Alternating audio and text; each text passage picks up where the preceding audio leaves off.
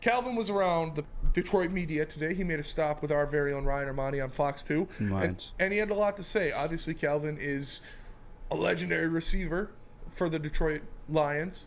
And obviously, the guy we want to be a legendary receiver for the Detroit Lions, Jameson Williams, has been dealing with some stuff and will start the season with a 6-game suspension. So our very own Ryan Ermanni asked Calvin Johnson what this means for Jameson Williams and how he can get through this.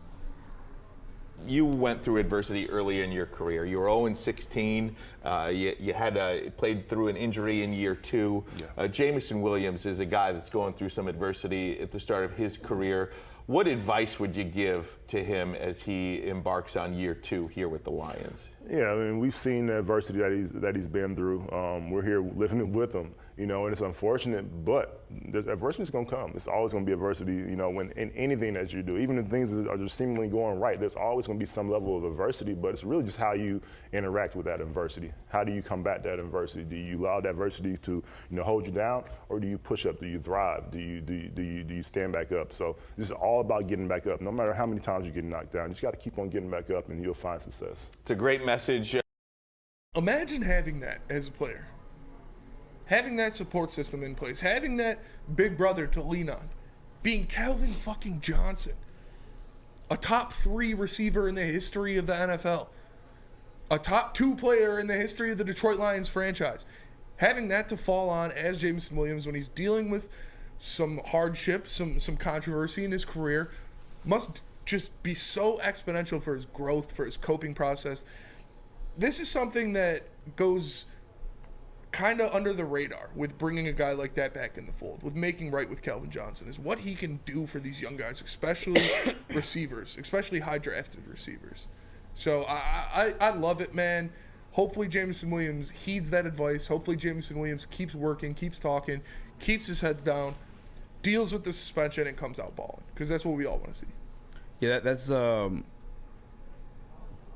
beautiful life advice from Calvin Johnson, in my opinion. Like, Calvin's the man, dude. That's just how it goes, bro. Like, life sucks sometimes. Yeah. Like, it's gonna, dude. You had no car for what, 2-3 weeks? A month. But you gotta pursue. You gotta move through that shit. And now you're rewarded with what? Badass car. Badass whip. And now you're feeling good, right? I'm feeling real good. Like, that's just how life goes. Yeah. D-Mac sits in this very same chair since almost fucking every day, or used to when I was TDing.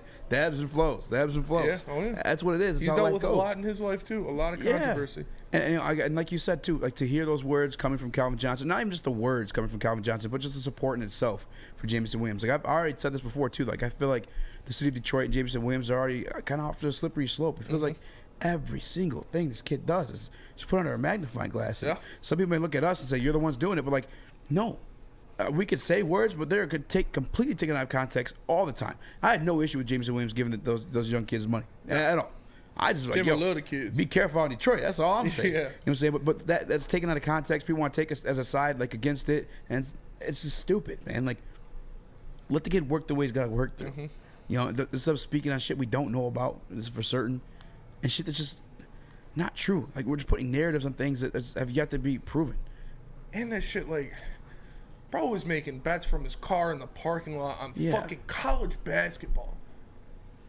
Like, that's a whole nother topic. But yeah, it's Jameson Williams, man. He's I have full faith he's going to be a star. I have full faith that he is going to be an electric weapon in this league. Under the tutelage of a Calvin Johnson, with the scheming of a Ben Johnson, with the support and the backing of a Dan Campbell and a Brad Holmes, I have the utmost faith that he's going to come out of this. He's going to be just fine, and he is going to be the player that we all expect him to be. I mean, the support alone from Calvin Johnson. I mean, support's always just nice to have from any vet, from any NFL guy, any notable guy, but from Calvin fucking Johnson, bro. That's Megatron. That's the name associated with the best of all time. And I mean, I'm happy for Jamo to have that. I hope he truly takes it to heart. And I hope he takes the words he had to say to heart, too. And not just that. Calvin Johnson at OTAs today, if I'm not mistaken, which is dope. Can you throw that up there, Chris? I mean, it's only 2-second video here. Quick dap up between him and Dan Campbell. Before people ready to do it, we've been doing it. We've been giving Sheila her flowers. And this is something, I think the money situation is either getting solved or is in the process of getting solved due to like appearances or whatever needs to be done. But Calvin Johnson's back at the Detroit Lions training facility, seemingly with a better relationship. I think it's Mike Disner was the holdup in the last situation, if I'm not mistaken. But Pay that man his money. it was dead ass. Just pay him his money. I feel like something's got to be moving though for him to be having, something's cooking showing for up sure. at OTAs and showing love. Sheila's getting it right, man. Yeah. Sheila's getting it right. She's righting the wrongs. She's instituting Sins of my father. Lions fans, the sins of her father, the sins of her mother, the sins of the people before her. She's righting the wrongs. She's making things happen. Obviously, we talked about how she's putting guys in jobs that deserve to be in those jobs, like Chris Spielman, like Brad Holmes, like Dan Campbell.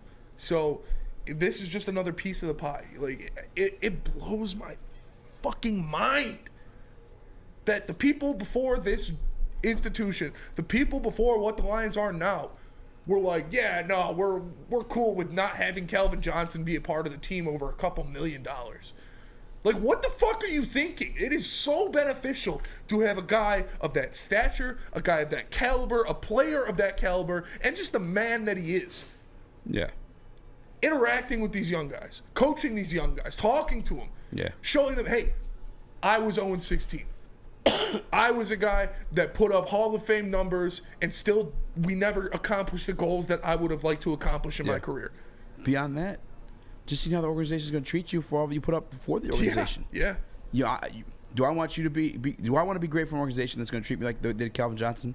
A guy is arguably one of the great. I mean, he is one of the greatest of all time to play the position and just kind of like shit it on the way out the door. Yeah. Like, that's a bad sign. Shit That's a doesn't bad happen. look. It doesn't happen. Not just for the guys that exist in your team that you drafted, guys that want to sign here. So fixing that, I think the optics of it is something that needed to be done. It made no sense. Like, the $1 million, the principle of it is just, it's gross, man. Like, I've said this millions and millions of times. Before I was even on the freaking stage, back when I was in my basement, the Ford family and the Lions organization will make millions of dollars off Calvin Johnson's name. Oh, yeah, easily. Even after he's left this earth. Signatures, Because jerseys. Yes, bobbleheads, all that shit. Like, just because of what he's meant to that franchise, what he's brought to that franchise. So What it he makes means no to the sense NFL. not to pay him that money. And like I've already said, I think something's getting worked out here because you see him at training camp. I hear more positive things spoken about when it comes to the situation.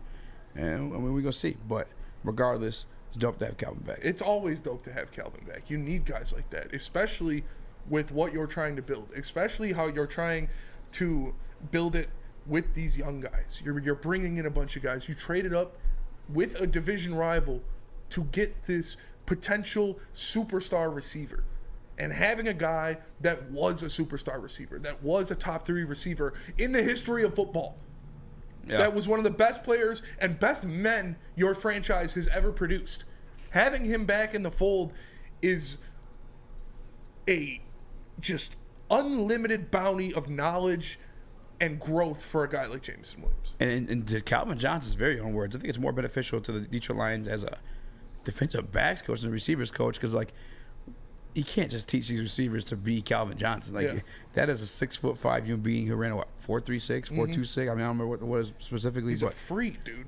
Like, you can't teach that to a wide receiver. You can't, like, yeah, this is what I did. But, like, bro, no one's fucking doing what you did. That's why you're you. But you can teach But them the how to be a defensive pro. backs, you know, being a pro, take care of your body. That's number one. They all say that. But defensive backs, somehow, I always knew a defensive back was going to do this when I did that. You know what I'm saying? He said this on Richard Sherman's podcast. Like, there's your value to me. If you're bringing him on as a coach, that's what I want to see him working on. I mean, same way that, granted, fired and then won games afterward. But Aubrey Pleasant used to be the passing game coordinator because he saw the game from a different angle for the Detroit Lions. Like, I'm not saying passing game coordinator, but I'm saying for the defensive backfield, having a Calvin back there to kind of like, hey, this was a telltale sign a defender was doing this. Or I fucking hated when defenders did this to me. You know what I'm saying? Like, shit like that, money. Yeah. Because he's literally seen every single coverage there is. The best teacher is experience, and There's this guy, brand new coverages made for Calvin Johnson. He's seen it all. Yeah, you got 2 men face up at you at the goal line. Yeah. Like, I haven't seen that in the NFL ever since.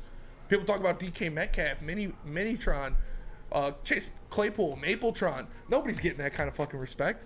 He had 2 dudes face up with him on the goal line. Like, he was a freak of nature, a pleasure to watch. I'm happy he's back in the fold of the Detroit Lions, man, and I just hope this relationship continues to be cultivated and we see more and more of Calvin Johnson mentoring these young guys.